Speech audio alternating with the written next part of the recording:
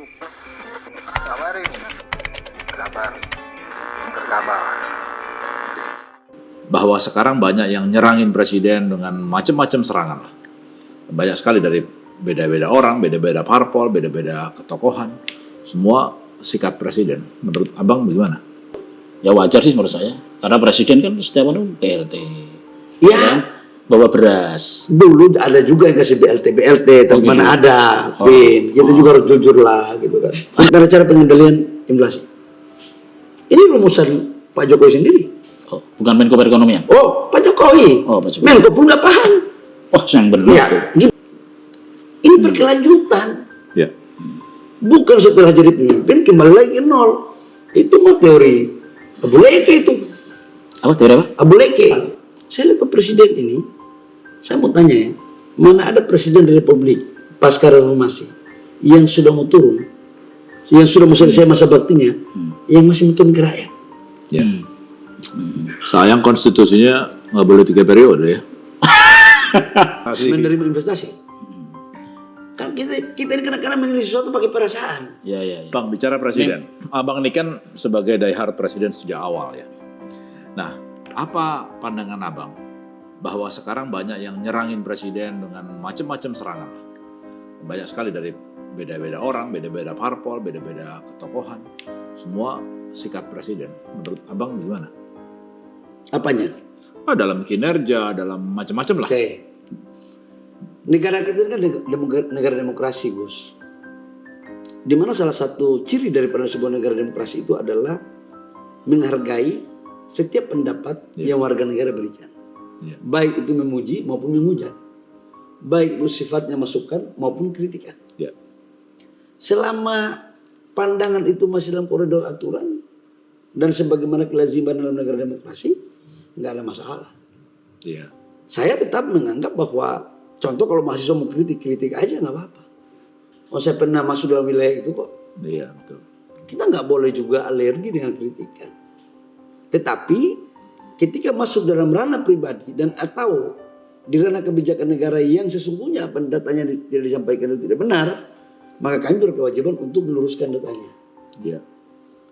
Nah tapi oke lah, berbagai macam. Tapi buktinya survei kemarin tingkat approval rating Pak Jokowi masih di angka 73 sampai 76%.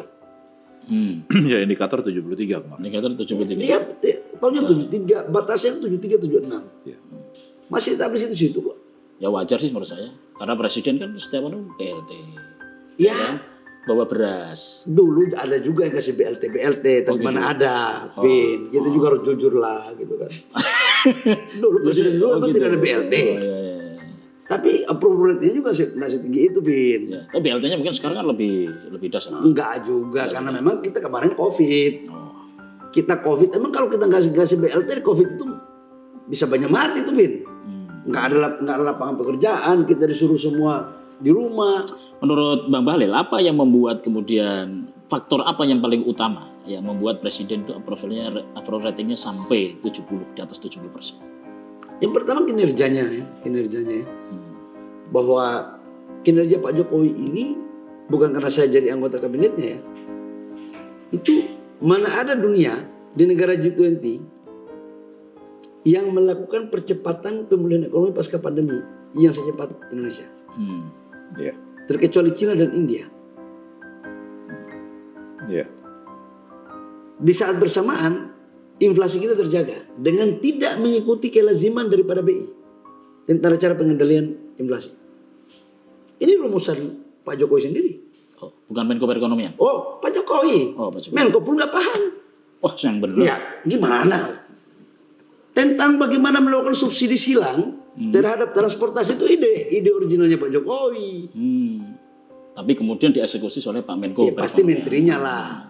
Dieksekusi oleh menteri-menteri teknis juga. Oh, Itu oleh menteri teknis, oleh Mendagri turunkan kepada daerah. Itu ide originalnya oke. Pak Jokowi.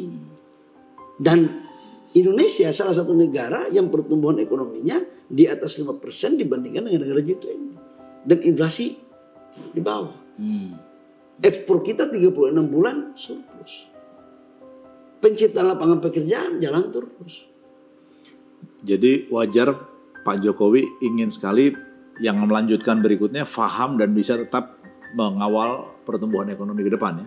Saya mau tanya, pemimpin siapa sih yang tidak, pemimpin siapa dulu atau di dunia ini yang tidak pingin pemimpin berikutnya yang tidak melanjutkan Iya, apa yang menjadi program. Aku mau nanya, Iya. bos kita ini aja pernah ketua senat, saya aja ketua umum HIPMI waktu habis itu saya pingin ketua umum HIPMI harus melanjutkan program Iya, yang sudah baik. betul. Ini berkelanjutan. Ya. Bukan setelah jadi pemimpin kembali lagi ke nol. Itu mah teori Abu Leke itu. Apa teori apa? Abu Leke. Abu Leke. Oh, ini kalau ditanya Abu Leke seperti Gibran saya. Nah. Nanya Caimin, saya nggak tahu Abu Leke. Abu Leke itu istilah Papua. Oh, Istilah kami kawasan timur. pantes. Artinya mau kita aja ya ada tipu-tipunya dikit. Sekarang mulai. Sekarang ya mau mulai kira-kira begitu. Ya, tadi kinerja. Pertama, yang kedua apa? Ketiga apa? Yang ketiga apa ya? Yang kedua dulu lah. Tahu yang kinerja. Yang Kinerja. kedua, saya lihat ke presiden ini, saya mau tanya ya, mana ada presiden Republik pasca reformasi yang sudah mau turun, yang sudah mau selesai masa baktinya, yang masih mau turun ke rakyat, Ya. Pasar. mau cek kondisi bagaimana. Pak Presiden ini, kita menteri-menteri ini nggak bisa bohong, bos. Kita ini bukan asal Bapak senang. Kalau kita nipu, dia tahu kita tipu itu. Karena apa? Pernah dialami Mas Balil? Oh, saya takut. Nggak pernah bohong? Saya nggak mau. Oh, Saya ngomong apa adanya aja kalau saya. Saya takut, bos. Jadi kinerja ya. oke. Kinerja. Jadi beliau mau turun kelilingnya, mau sapa, mau minta masalah. Yang ketiga, kecepatan dalam membuat keputusan. Detail. Jadi beliau itu selalu up to date. Jadi kita ini, menteri-menterinya, anggota kabinetnya ini, kerjanya itu harus betul-betul bisa mengikuti lamanya. Sayang konstitusinya nggak boleh 3 periode ya. Nggak bisa lah. Saya waktu itu sudah mengajukan, Ya. mengusulkan. Itu gagalnya kenapa? Hah? Penundaan pemilu alias perpanjangan jabatan kan? Itu yang sudah inisiatornya Bahlil, Bang Bahlil ya? Saya pernah. 3 periode. Kenapa gagal jadinya? Hah? Masa seorang Bahlil bisa gagal begitu? Ya karena saya bukan ketua partai.